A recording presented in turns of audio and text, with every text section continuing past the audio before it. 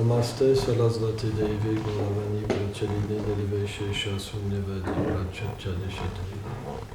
J'ai oublié mes lunettes.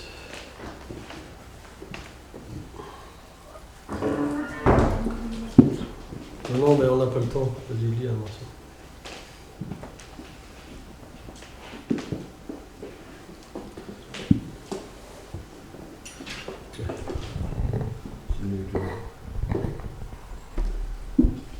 Om Namo Bhagavate Vasudevaya.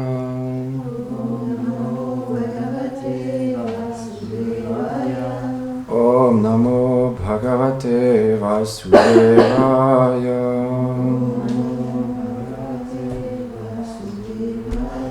Om Namo Bhagavate Vasudevaya.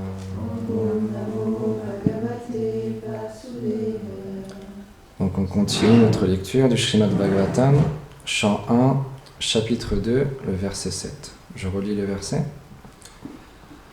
Vadanti tattadva vidas tadvam yaj gyanam advayam brahmeti paramatmeti bhagavaneti shabdyate. Ceux qui connaissent la vérité absolue nomment cette connaissance non duelle par les noms de Brahman, de Paramatma et de Bhagavan. Communauté. Donc, dans le Srimad Bhagavatam, chant 4, chapitre 29, verset 37. À moins de rendre un service dévotionnel sans mélange à Vasudeva, on ne peut se détacher des plaisirs des sens ni acquérir la vraie sagesse spirituelle.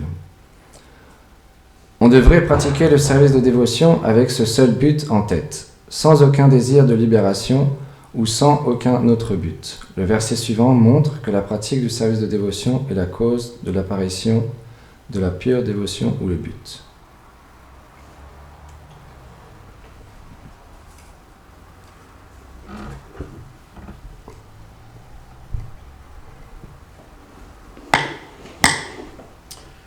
Donc aujourd'hui c'est une petite classe parce qu'on va voir Nestagosti. Donc je vois souvent les dévots avoir une vie de souffrance, parfois. Rencontrer des obstacles et s'enfermer dans ces obstacles. Pourquoi le Seigneur se manifeste en tant que Brahman, Paramatma et Bhagavan? C'est qu'il nous appelle à la méditation, à méditer sur lui. La méditation est très importante. Le chant du mantra, c'est une méditation. Le chant des mantras et des gayatris, c'est une méditation. L'adoration de la Morti, c'est une méditation. Notre service, c'est une méditation. S'il n'y a pas de méditation, ça veut dire quoi? Ça veut dire qu'on est trop dominé par l'ignorance et la passion. Et c'est un problème. Parce que dans l'ignorance et de la passion, il y a très peu de goût pour la vie spirituelle. Il y a beaucoup de souffrances, beaucoup de difficultés, mais peu de goût.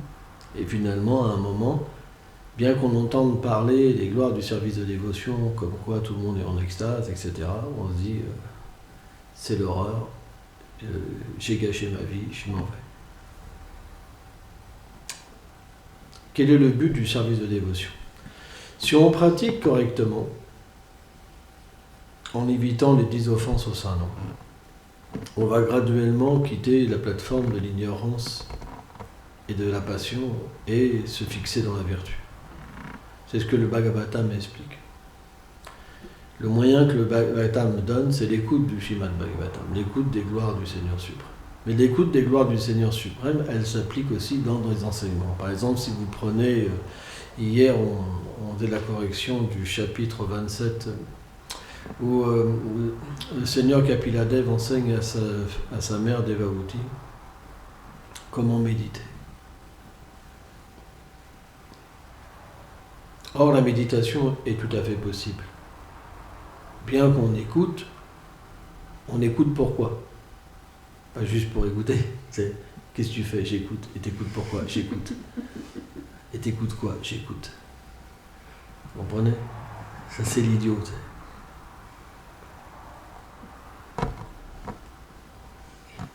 En fait, il n'écoute pas les paroles, mais il simplement dit « j'écoute ». C'est pas suffisant. Il faut essayer que ces paroles s'imprègnent en nous et qu'on mette en pratique. Et le Bhagavatam nous invite à méditer sur le Seigneur suprême. S'il n'y a pas de méditation, qu'est-ce qui se passe? On ne peut pas réaliser qu'on est différent de la colère, de la concupiscence, on est différent du corps, tout simplement. Et on ne va pas pouvoir progresser dans le service de dévotion.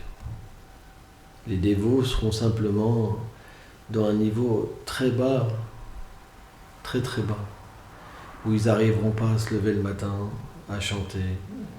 Par contre, ils sont très enthousiastes à critiquer les Vaishnavas, à faire la guerre, mais ils n'arrivent pas à chanter et à méditer. Ils n'ont pas de goût. Ou quand, même s'ils chantent, même 64 tours par jour, c'est juste la salive. Comprenez? C'est pas agréable. C'est pas un état normal pour l'âme.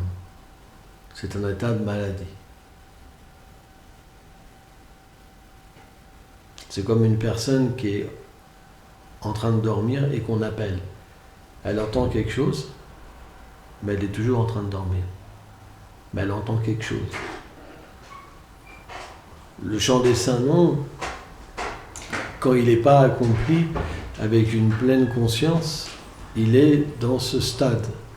Ça veut dire Shraddha Namabha. Ça veut dire que quand même on écoute, mais le chant ne dégage pas sa saveur.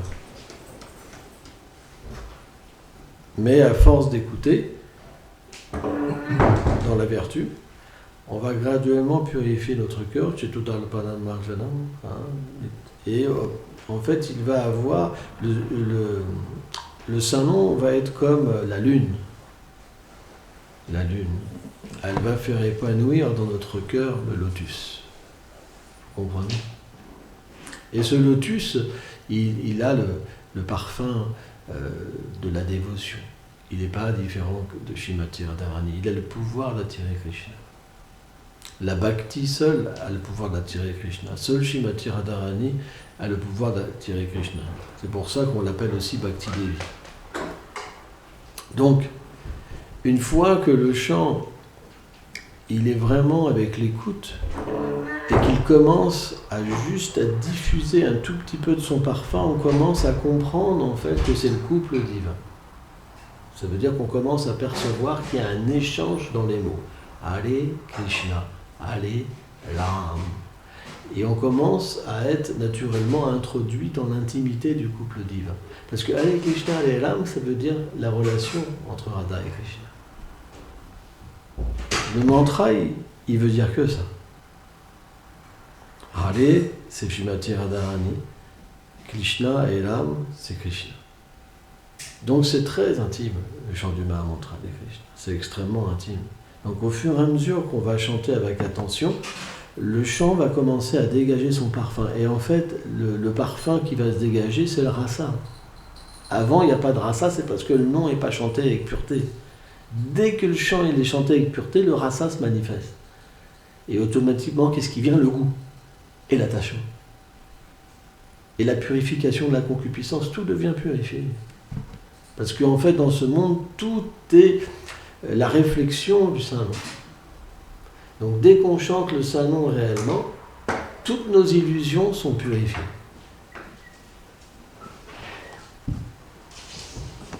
Et on devient un pur dévot. Pourquoi? Parce qu'on attend la prochaine fois, ou même à chaque instant, pour être dans cet état-là, parce qu'on n'a plus rien à faire dans ce monde, ça n'a pas de goût ce monde-là, vous comprenez? Mais parce qu'il y a une méditation. Tant qu'il n'y a pas de méditation,